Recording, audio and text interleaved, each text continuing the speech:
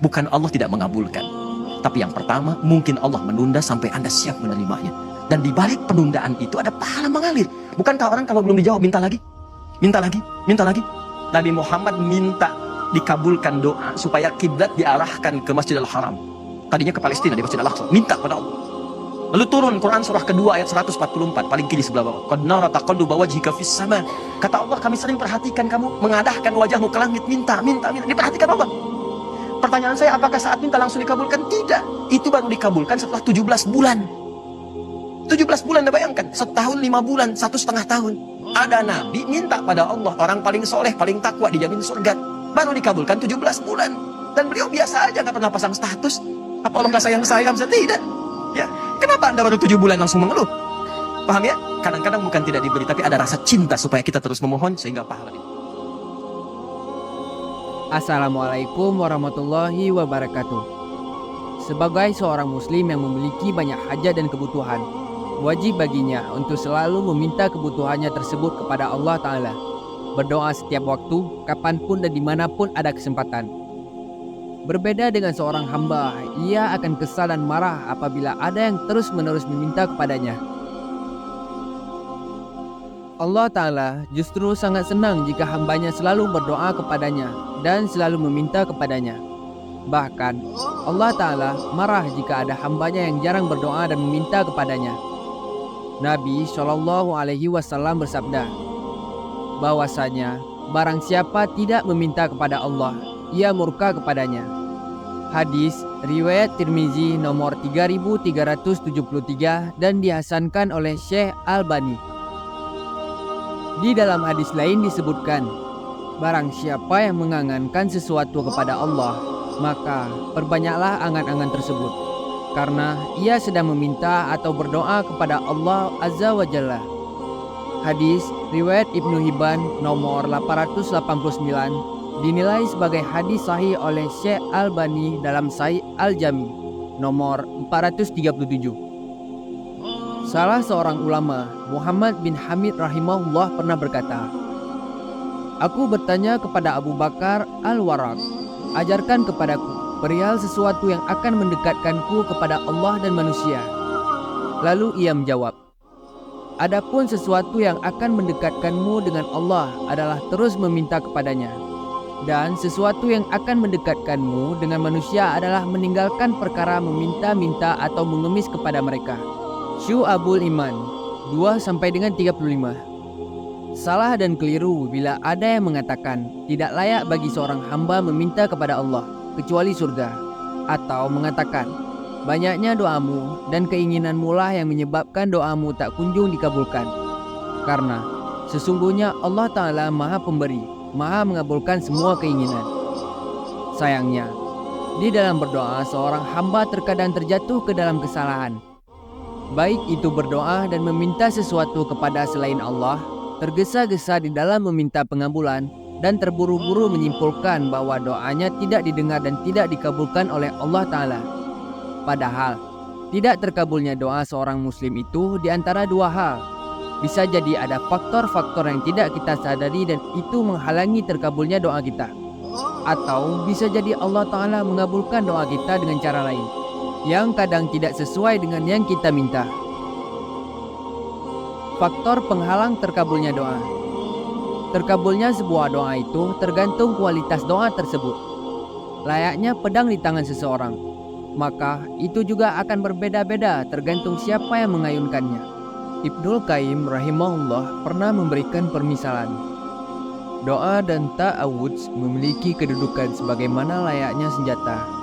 Kehebatan sebuah senjata sangat bergantung kepada pemakainya, bukan hanya dari ketajamannya. Jika senjata tersebut adalah senjata yang sempurna, tidak ada cacatnya, lengan penggunanya adalah lengan yang kuat, serta tidak ada suatu penghalang, maka tentulah ia mampu dipakai untuk menghantam dan mengalahkan musuh. Namun, apabila salah satu dari tiga hal tersebut hilang, maka efeknya juga melemah dan berkurang.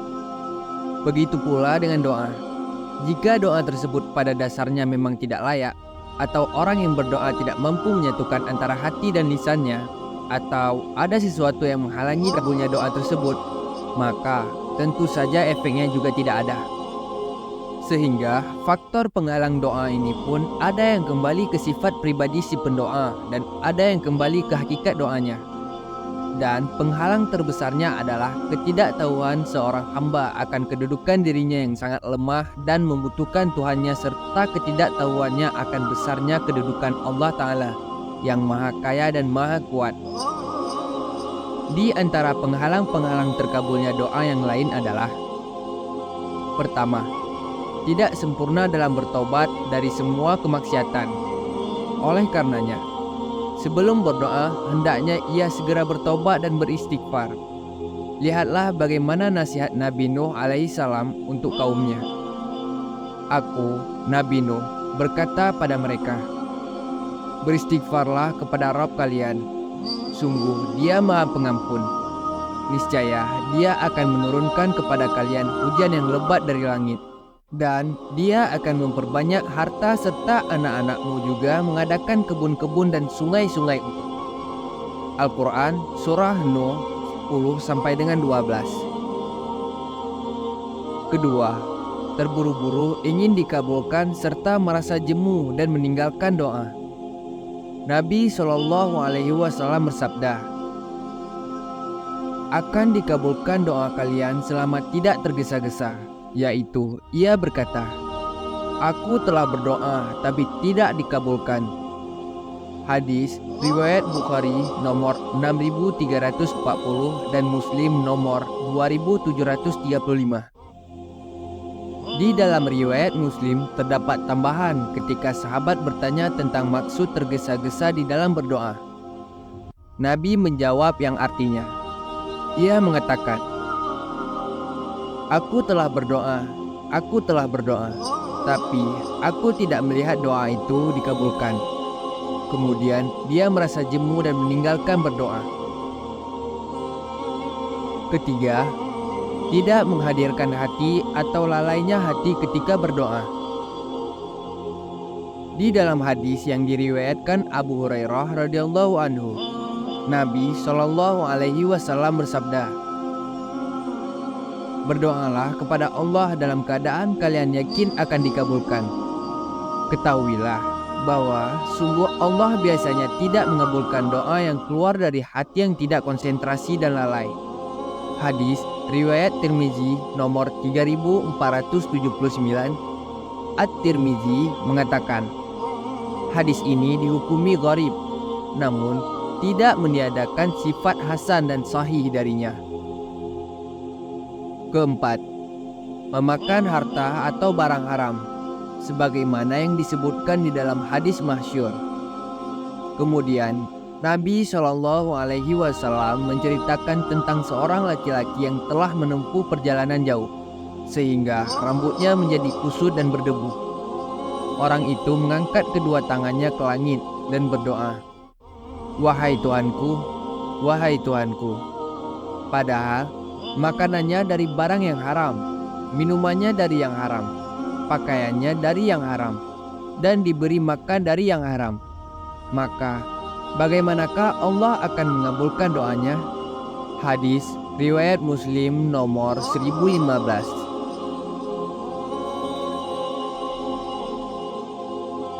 Bentuk pengabulan doa.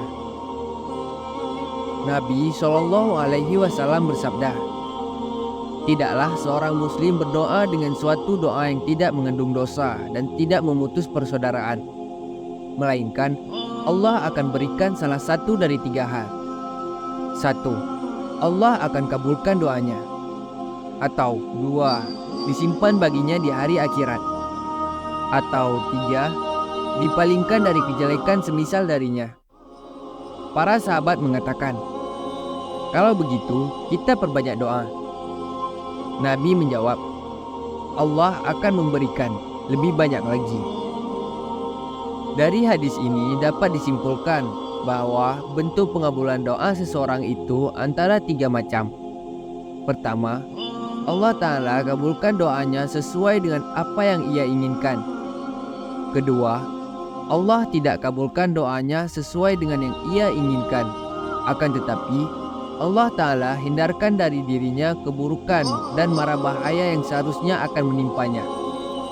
Ketiga, Allah Ta'ala tidak mengabulkan doanya sebagaimana yang ia inginkan.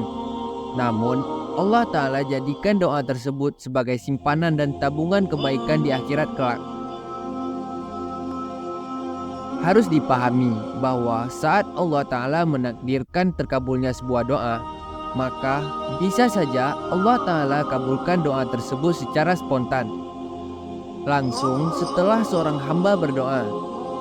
Namun, yang paling sering terjadi, Allah Ta'ala kabulkan doa tersebut setelah berlalunya beberapa waktu, sebagaimana yang terjadi di dalam kisah doa Nabi Yakub untuk Nabi Yusuf alaihissalam saat Yusuf menceritakan mimpinya kepadanya.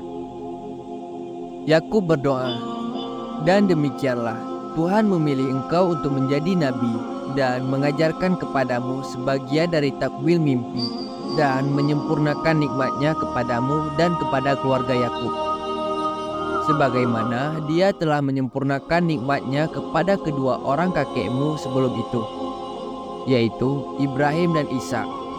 Sungguh, Tuhanmu maha mengetahui, maha bijaksana." Al-Quran Surah Yusuf ayat 6.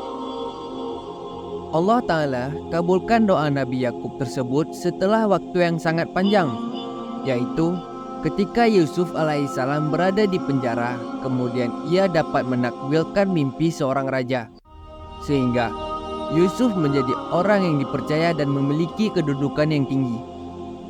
Saat Allah Ta'ala tidak mengabulkan doa seseorang sesuai dengan apa yang ia inginkan, pasti hal tersebut memiliki hikmah yang sangat besar.